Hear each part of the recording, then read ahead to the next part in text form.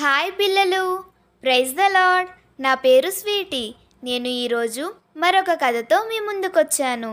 కథ బాగా అర్థం అవ్వాలంటే వీడియో మిస్ అవ్వకుండా చూడండి. మరి కథ స్టార్ట్ చేసుకుందామా? ఒక పట్టణంలో ఒక చిన్న కుటుంబం నివసిస్తూ ఉండేది. ఆ కుటుంబంలో అమ్మ, నాన్న, ఒక కొడుకు ఉండేవారు. ఆ కొడుకు పేరు వాసు. వాసు ఎప్పుడు వాళ్ళ అమ్మ నాన్న మాట వినేవాడు. వాళ్ళకి ఎప్పుడు అబద్ధం చెప్పేవాడే కాదు.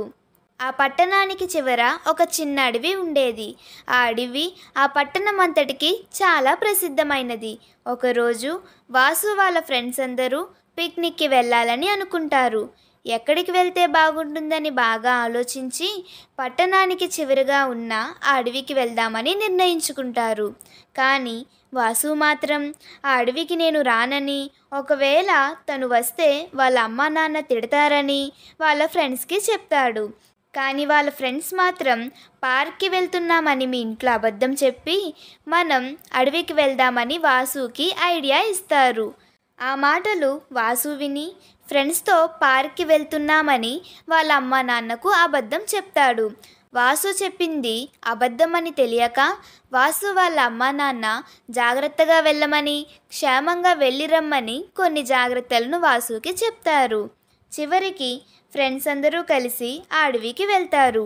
అక్కడికి వెళ్ళినందుకు వాళ్ళు చాలా సంతోషిస్తారు. అలా కొంత సమయం గడిచిన తరువాత వాసు అనుకోకుండా అడవిలో దారి తప్పిపోతాడు. వాళ్ళ ఫ్రెండ్స్ అందరూ వాసుని చాలా వెతుకుతారు. కానీ వాసు మాత్రం అస్సలు కనిపించడు. కాబట్టి వాళ్ళకి భయం వేసి వాసు వాళ్ళ అమ్మా నాన్నకి ఫోన్ చేసి, మీకు పార్క్కి వెళ్తున్నామని మేము అబద్ధం చెప్పి ఇలా అడవికి వచ్చాము, అడవిలో వాసు అనుకోకుండా దారి తప్పిపోయాడు అనే సమాచారాన్ని వాసు వాళ్ళ అమ్మా నాన్నకి తెలియజేస్తారు. ఆ మాటలు విన్న వాసు వాళ్ళ అమ్మా నాన్న చాలా భయపడి అడవికి బయలుదేరుతారు. వాసు మాత్రం అడవిలో దారి తప్పిపోయి ఇటు అటు తిరుగుతుంటే ఒక అడవి కుక్క వాసుని తరుముతుంది.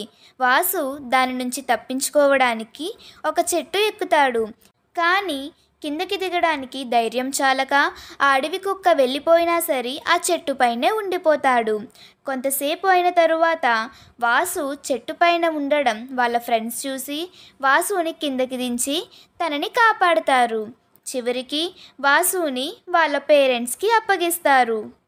వాసుకి అడవిలో ఏ ప్రమాదం జరగకుండా బయటపడినందుకు వాసు వాళ్ళ అమ్మా నాన్న చాలా సంతోషించి వాసుని కౌగిలించుకుంటారు.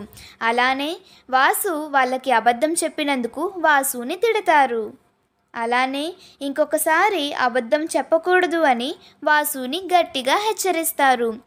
చూశారు కదా పిల్లలు, వాసు అబద్ధం చెప్పడం వలన తనకు ఏం జరిగిందో. అలానే మనం కూడా అబద్ధం చెప్పకూడదని దేవుడు ముందుగానే బైబిల్లో అబద్ధం చెప్పకూడదు అనే ఆజ్ఞను మన కోసం రాసి ఉంచారు. మరి ఆ ఆజ్ఞను మీరి మనం అబద్ధం చెప్తే అది దేవునికి నచ్చదు. ఎందుకంటే దేవుని పిల్లలు ఎప్పుడూ అబద్ధం చెప్పరు. మరి అబద్ధం చెప్పిన వారు ఎవరి పిల్లలో తెలుసుకోవాలని ఉందా? అయితే యోహాను సువార్త 8వ అధ్యాయం 44వ వచనంలో మనం చూసుకున్నట్లయితే, సాతాను అబద్ధమునకు జనకుడని, వానిలో సత్యమే లేదని, అలానే అబద్ధం చెప్పిన ప్రతివాడు సాతాను యొక్క పిల్లలని, అబద్ధం చెప్పిన వారికి సాతాను తండ్రి అని రాసి ఉంది. సాతాను మన తండ్రి కాదు కాబట్టి మనం అబద్ధం చెప్పకూడదు పిల్లలు. మనకు మార్గం, సత్యం, జీవమైన యేసయ్య దగ్గరే సత్యం ఉంది కాబట్టి, ఆయనే సత్యం కాబట్టి మన యేసయ్యనే మనం అనుసరించాలి. తాను చనిపోతున్నప్పటికీ కూడా అబద్ధమే చెప్పకుండా సత్యాన్నే తన జీవితమంతా చెప్పిన మన యేసయ్యనే మనం అనుసరిద్దాం. మనం దేవుని పిల్లలుగా ఉండాలి కానీ సాతాను యొక్క పిల్లలుగా మనం ఉండకూడదు. కాబట్టి ఇప్పటి నుంచి అయినా అమ్మా నాన్న దగ్గర కానీ, టీచర్స్ దగ్గర కానీ, లేదా పెద్దవాళ్ళ దగ్గర కానీ అబద్ధం చెప్పకుండా ఉండడానికి ప్రయత్నించండి. ఈరోజు కథ అంతే పిల్లలు. అందరికీ బాగానే అర్థమైందని అనుకుంటున్నా. మరొక రోజు సరికొత్త కథతో మీ ముందుకు వస్తా.